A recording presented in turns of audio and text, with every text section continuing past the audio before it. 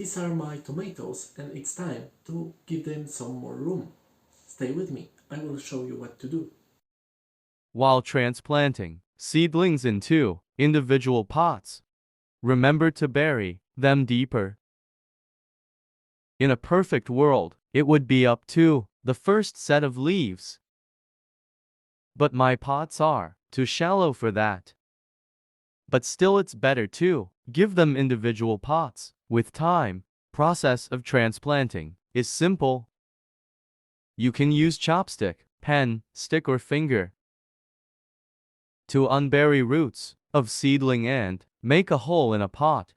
Then just put seedling in a hole and that's it.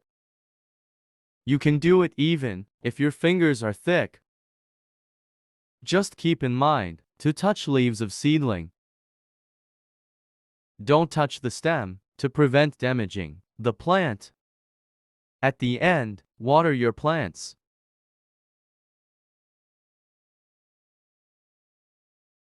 Thanks for watching.